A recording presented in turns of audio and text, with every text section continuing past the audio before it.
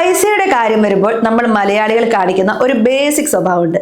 എന്തെങ്കിലും ഒരു അത്യാവശ്യം വന്നാൽ ആദ്യം ഓടുക ഒന്നെങ്കിൽ കയ്യിലുള്ള സ്വർണം എടുത്ത് ബാങ്കിലേക്ക്, അല്ലെങ്കിൽ ലോണിനായി ആരുടെയെങ്കിലും മുന്നിലേക്ക്.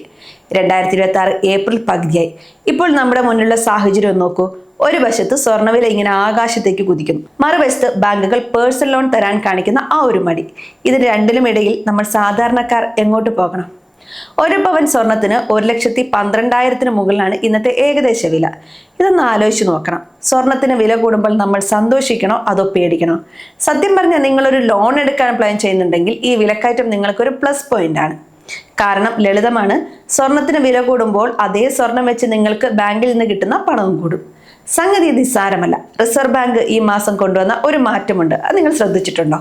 2.5 ലക്ഷം രൂപയ്ക്ക് താഴെ ലോൺ എടുക്കുന്നവർക്ക് സ്വർണ്ണവിലയുടെ 85% വരെ പണമായി കയ്യിൽ കിട്ടും.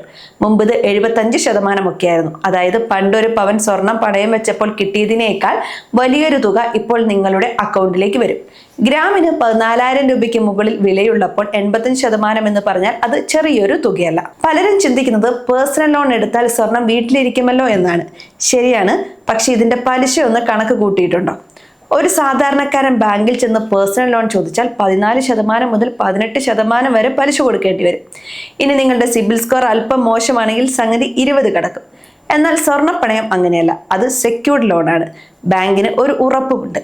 നിങ്ങളുടെ സ്വർണം അവരുടെ ലോക്കറിലുണ്ട് എന്ന ഉറപ്പിൽ. അതുകൊണ്ട് തന്നെ പലിശ നിരക്ക് കുറയാനും സാധ്യതയുണ്ട്. നമ്മൾ ശ്രദ്ധിക്കേണ്ട മറ്റൊരു പ്രധാന കാര്യം സ്പീഡാണ്. ഒരു കൊച്ചി ബേസ്ഡ് IT എംപ്ലോയിക്ക് രാത്രി ഒരു മെഡിക്കൽ എമർജൻസി വന്നാൽ അയാൾക്ക് പേഴ്സണൽ ലോൺ അപേക്ഷിക്കാൻ കഴിയില്ല. അവിടെയാണ് സ്വർണ്ണപ്പണയത്തിന്റെ റോൾ ഇരിക്കുന്നത്. വരുമാന രേഖ വേണ്ട, ശമ്പള സർട്ടിഫിക്കറ്റ് വേണ്ട, നിങ്ങളുടെ സ്വർണവും ആധാർ കാർഡും ഉണ്ടെങ്കിൽ അരമണിക്കൂർ പണം കയ്യിൽ ലഭിക്കും.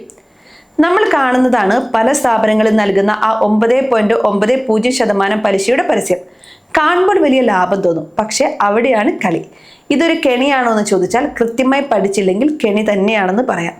ആദ്യത്തെ 3 മാസം ഈ പലിശ തരും. അത് കഴിഞ്ഞ് നമ്മൾ തിരിച്ചടവിൽ ചെറിയൊരു മാറ്റം വരുത്തിയാൽ പലിശ കുത്തിനെ കൂടും. ചിലപ്പോൾ അത് 24% വരെ പോയേക്കാം. അതുകൊണ്ട് സ്വർണ്ണപ്പണയം എടുക്കുമ്പോൾ ഈ ആനുവലൈസ്ഡ് റേറ്റ് എത്രയാണെന്ന് കൃത്യമായി ചോദിക്കണം. ഇനി മറ്റൊരു പ്രധാന കാര്യം, റിസർവ് ബാങ്കിന്റെ പുതിയ റൂൾ പ്രകാരം നിങ്ങൾ ലോൺ തിരിച്ചടച്ചാൽ 7 പ്രവൃത്തി ദിവസത്തിനുള്ളിൽ ബാങ്ക് നിങ്ങളുടെ സ്വർണം തിരികെ തന്നിരിക്കണം. ഇതിൽ ഒരു ദിവസം വൈകിയാൽ പോലും ബാങ്ക് നിങ്ങൾക്ക് 5,000 രൂപ പിഴ നൽകണം. ബാങ്ക് നമുക്ക് പൈസ ഇങ്ങോട്ട് തരുന്ന അവസ്ഥ ആലോചിച്ച് നോക്കൂ. ഉപഭോക്താവിന് ഇത്രയും പവർ കിട്ടുന്ന ഒരു സമയം ഇതിനു മുമ്പ് ഉണ്ടായിട്ടില്ല. അപ്പോൾ ഏതാണ് ബെസ്റ്റ്? നമുക്ക് ഇതൊന്ന് സിമ്പിളാക്കാം. നിങ്ങൾക്ക് ഒരു 6 മാസമോ 1 വർഷമോ ഉള്ളിൽ തിരിച്ചടയ്ക്കാൻ പറ്റുന്ന ഒരു ചെറിയ തുകയാണ് വേണ്ടതെങ്കിൽ കണ്ണ് ചിമ്മി സ്വർണ്ണപ്പണയം തിരഞ്ഞെടുക്കാം. പലിശ കുറവാണ്, പേപ്പർ വർക്കുകളില്ല. എന്നാൽ 5 വർഷത്തേക്ക് വലിയൊരു തുക, അതായത് ഒരു 10-12 ലക്ഷം രൂപ ബിസിനസ് ആവശ്യത്തിനോ മറ്റോ വേണമെന്നുണ്ടെങ്കിൽ പേഴ്സണൽ ലോൺ നോക്കുന്നതായിരിക്കും ബുദ്ധി. കാരണം സ്വർണ്ണപ്പണയം ദീർഘകാലത്തേക്ക് കൊണ്ടുപോകുമ്പോൾ ആ പലിശ കൂട്ടുപലിശയായി മാറി വലിയൊരു ബാധ്യതയാകാൻ സാധ്യതയുണ്ട്. ഒരു കാര്യം പ്രത്യേകം പറയാം, സ്വർണ്ണപ്പണയം വെക്കുമ്പോൾ ലോൺ വാല്യൂ പരമാവധി എടുക്കാതിരിക്കാൻ ശ്രമിക്കുക. 85% കിട്ടുമെന്ന് കരുതി അത് മുഴുവൻ വാങ്ങിയാൽ സ്വർണ്ണവില നാളെ ഒന്ന് കുറഞ്ഞാൽ ബാങ്ക് നിങ്ങളെ തിരിച്ചു വിളിച്ച് പൈസ ഉടനെ അടയ്ക്കാൻ പറയും. ഇതിനെയാണ് മാർജിൻ കോൾ എന്ന് പറയുന്നത്. അതുകൊണ്ട് ഒരു 70 മുതൽ 70% നിൽക്കുന്നതാണ് എപ്പോഴും സേഫ്. നമ്മൾ പലപ്പോഴും മറന്നു പോകുന്ന ഒരു കാര്യമുണ്ട്. സ്വർണം എന്നത് വെറും ഒരു ആഭരണമല്ല, അത് ലിക്വിഡ് ക്യാഷ് ആണ്. അത്യാവശ്യം വരുമ്പോൾ ആരോടും കൈനീട്ടാതെ അന്തസ്സായി പണം കണ്ടെത്താനുള്ള വഴി. പക്ഷെ അത് ചെയ്യുമ്പോൾ പലിശയുടെ കണക്കും ബാങ്കുകളുടെ പുതിയ നിബന്ധനകളും അറിഞ്ഞിരിക്കണമെന്ന് മാത്രം. ഇക്കാര്യത്തിൽ ഒരു തീരുമാനം എടുക്കുന്നതിന് മുൻപ് നിങ്ങളുടെ ബാങ്ക് മാനേജറോടോ ഒരു ഫിനാൻഷ്യൽ അഡ്വൈസറോടോ ഒന്ന് സംസാരിക്കുന്നത് നന്നായിരിക്കും.